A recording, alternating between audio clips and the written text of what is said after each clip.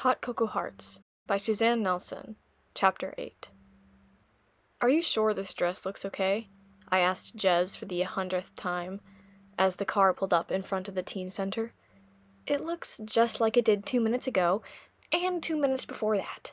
She gave me a teasing look as she patted down the layers of her glittery pink tutu. "Fabulous."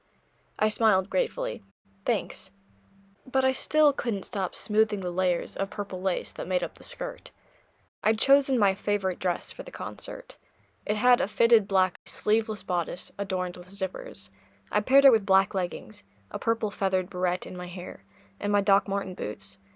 I was sure Nissa would be horrified, which was how I knew it was perfect.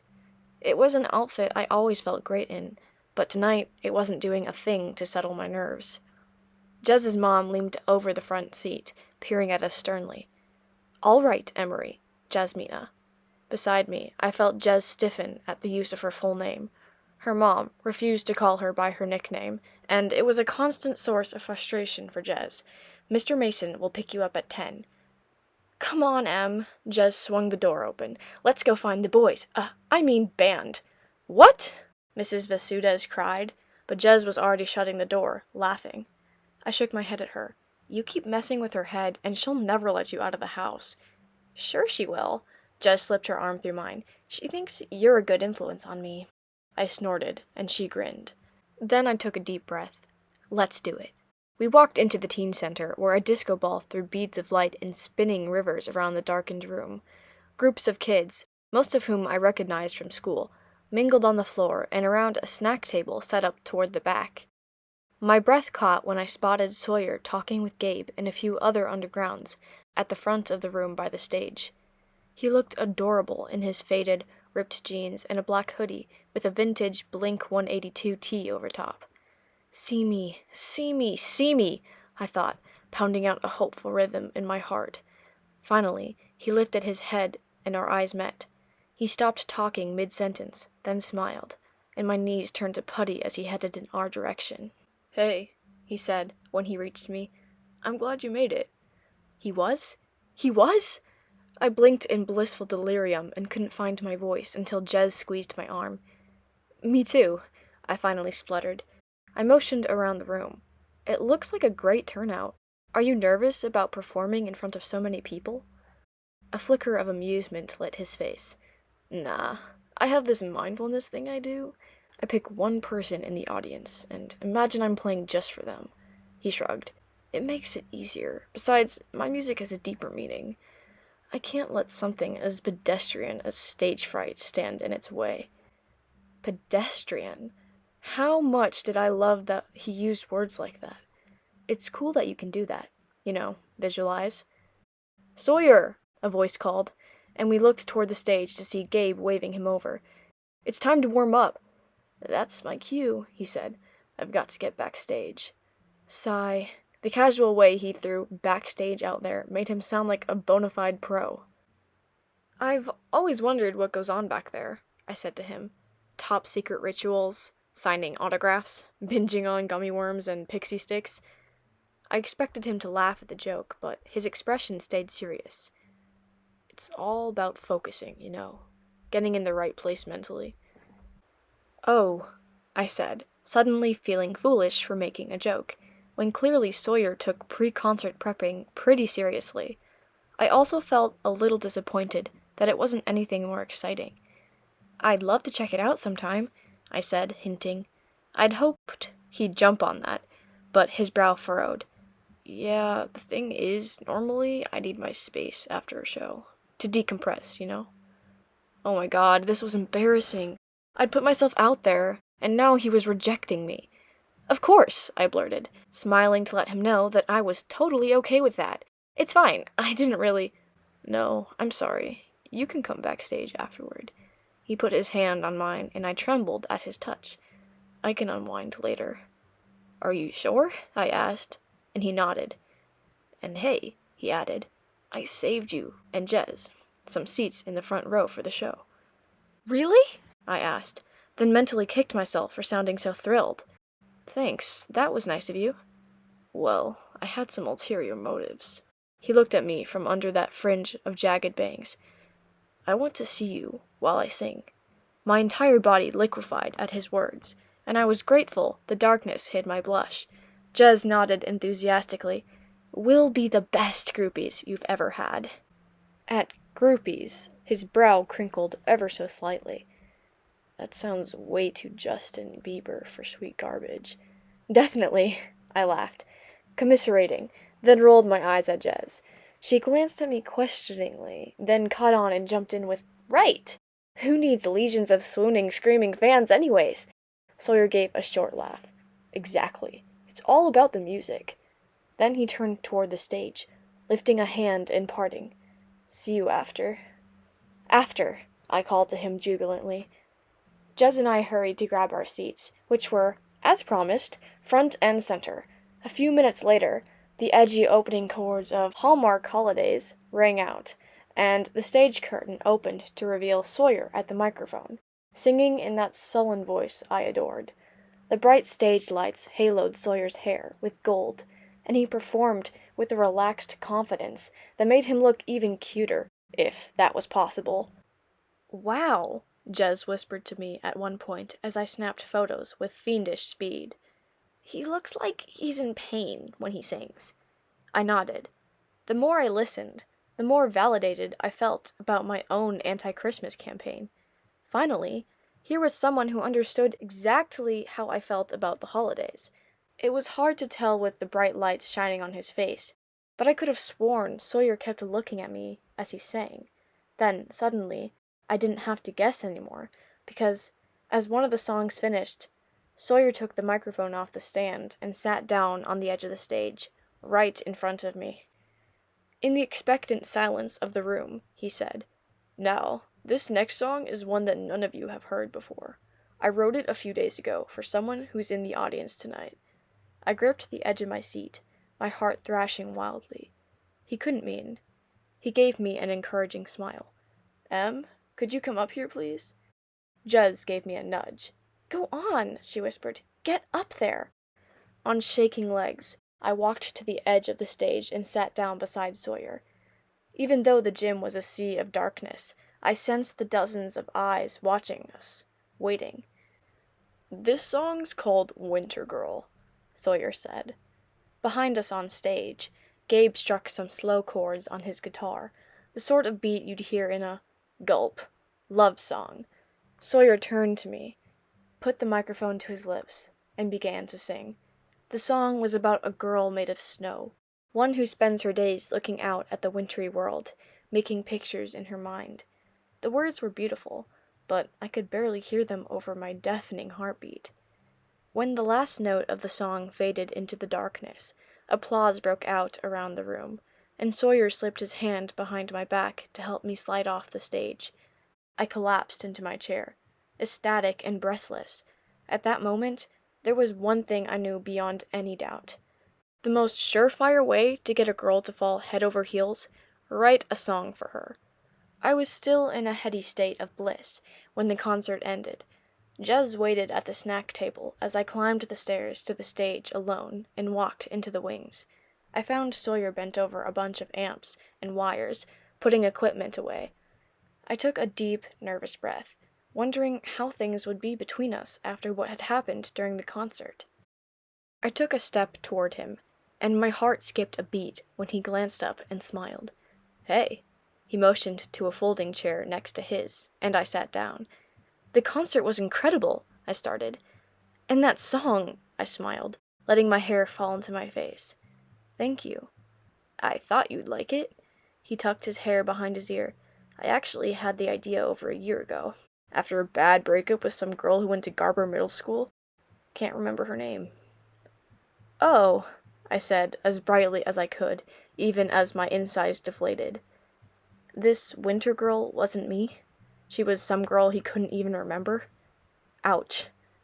"Anyway," he continued, "this song wasn't coming together for me yet, until I saw those photos you took.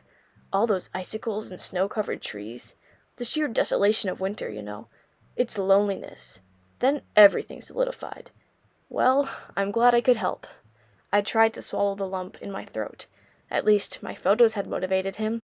but it would have been way more romantic to hear that I'd inspired him instead of my pictures.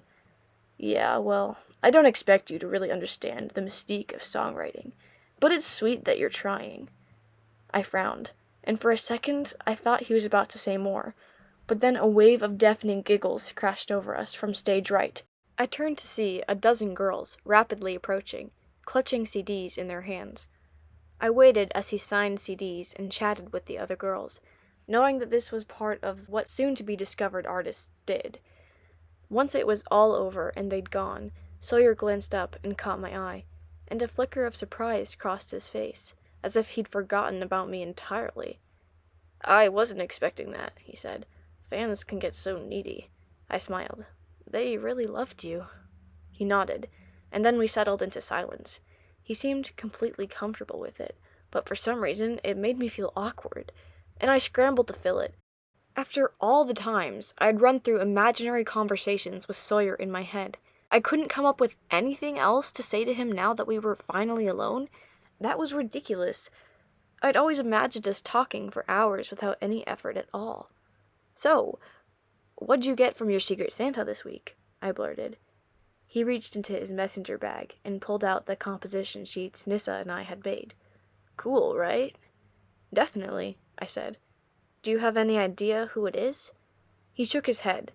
"At first, I thought it might be Nissa. I mean, who else in our class would come up with a fruit and cheese gift basket? I was sure her parents probably bought it for her so she wouldn't have to go to any trouble making something herself." I blushed for Nissa's sake, remembering how she'd basically told me the exact same thing. "But after the gift I got this week, I have no idea who it is," Sawyer continued. "There's no way Nissa would have made these sheets by hand. Not the Glee princess." I flinched at the nickname. It was one thing to hear Nissa poke fun at it good-naturedly herself. It was another thing to hear it spoken like an insult. "You never know," I said lightly, trying in the gentlest way possible to help him give her the benefit of the doubt. "People might surprise you." He paused over the wires he was holding. "Not people like her. They don't know how to think outside the box." He locked eyes with me. "You know what she's like, with her high-end fashion and attitude." "She's not only about that," I started, my stomach pinching. I couldn't let his comments about Nissa go without saying anything. I used to think Nissa was a snob too, but I've hung out with her a little lately, and she's more down-to-earth than I ever gave her credit for." He shook his head. "That seems hard to believe. Anyway, I don't waste a lot of time on all that Secret Santa drama. I wish I could have opted out of the whole thing." That's exactly what I would have said a couple weeks ago too. But it was disappointing to hear him say it now, knowing that he was my Secret Santa. Did he still find it that much of a drag, even when it was me he was giving gifts to? The idea made my insides droop. Even so, I was eager to show him that we were kindred spirits in that respect. "I hated the idea at first too," I admitted. "But at least it will be over next week." I said it with as much zeal as I could muster, even though I felt an unpleasant nagging sensation as I did, like I was caught in a lie. "You read my mind." He looked at me thoughtfully, then stepped closer. "There is one thing about this holiday season I'm glad for." "What's that?" I added weakly, barely able to focus being so close to him. He smiled. "It's giving me the chance to get to know you." My heart stopped. "How?" I managed to whisper, wondering if he was about to confess that I was his Secret Santa secret. "Well, if the band hadn't been putting together the Bah Humbug album, then I never would have used your photo, and maybe we wouldn't be here now. Twists of fate, you know." "Yeah," I breathed. He was talking about fate. Our fate. "Before the last few weeks, I had you all wrong." "What do you mean?" He laughed. "I used to think you were Christmas crazed, like the rest of your family, because of the Holly Jolly house and everything." I groaned. "Tell me about it." He laughed. "I can't stand my parents' decorations. All those tacky plastic elves and reindeer. It's completely embarrassing. Pathetic, even." I expected Sawyer to nod in agreement, but instead, his gaze shifted to something over my shoulder. Much to my disappointment, he took a slight step back from me. It was only then, when he said, "Hi, Mr. Mason," that I understood why. "Dad, here. Behind me. Crud!" I turned slowly and saw Dad standing a few feet away, his expression chest-fallen. That was when I realized he'd heard every single word I'd just said. "Pathetic," Dad repeated, as soon as Jez shut the car door and hurried inside her house. She'd shot me a look of sympathy as she got out, since I'd managed to whisper a rundown of what had happened to her as we left the teen center. "You called the Holly Jolly House pathetic," he said again, shaking his head in disbelief. I sighed at the woeful way he spoke the word, like I'd said the worst thing imaginable. I hugged my arms against the sudden chill I felt settling over the car, turning toward the window so I wouldn't have to see Dad's downcast face. "Dad, the Holly Jolly House is your thing, not mine. I thought you knew how I felt." "I had no idea," Dad said shortly. He pulled into our driveway, where the blaze of twinkling lights in the front yard made the inside of the car as bright as day. He turned off the ignition but didn't move to get out. "It's true you haven't been as enthusiastic about it this year, but I kept hoping it was some phase you were going through." I huffed, tightening my shoulders. "It's not a phase," I cried in frustration. "This is who I am." Silence stretched between us as Dad stared out at the lawn, where the lit-up penguins were doing their caroling act to deck the halls. When he finally spoke again, his voice was tired and wavering, almost old-sounding. "When you were a little girl, you couldn't wait for Christmas to come." He smiled sadly. "You were the reason we started the Holly Jolly House in the first place. Me and your grandma.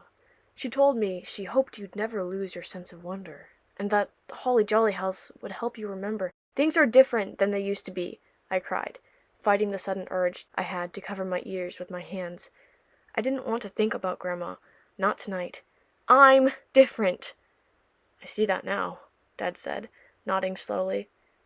He frowned over the steering wheel, as if debating, then reached into the pocket of his jacket. "Look, there's something I've been wanting to give you. I've been carrying it around with me for weeks." He set a worn red velvet jewelry box in my hands. "Grandma asked me to save this for you. You've never asked about it, and you might have forgotten, but it's her Christmas locket. She was sure you'd change your mind someday and want it. She said I'd know when the time was right." He sighed.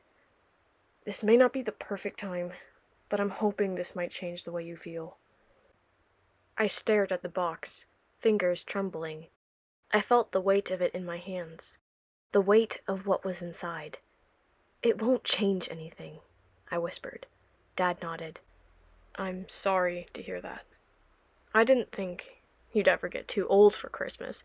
Your mom and I haven't. Your grandma never did, either. But I guess," he sighed, "I guess we were wrong about you." My heart sank as he got out of the car and walked inside, leaving me alone. I blinked fiercely, my eyes stinging with tears I wouldn't let fall. I hadn't meant to hurt Dad. Couldn't he even try to understand my point of view? I glanced toward the house and, through one of the front windows, caught a glimpse of Mom and Dad talking in the kitchen. My stomach tensed. No way was I going inside with them in the kitchen. I didn't want to talk anymore tonight. I sat back in my seat to wait for them to head upstairs and reached into my bag for the photo of me and Grandma. There she was, her arms snug around me, smiling beautifully. I shoved the jewelry box into my coat pocket. I didn't want to imagine what Grandma would have thought if she'd heard me tonight. I knew the answer. I could feel her disappointment even in her absence, and it stayed with me through the rest of the long, sleepless night that followed. End of Chapter 8.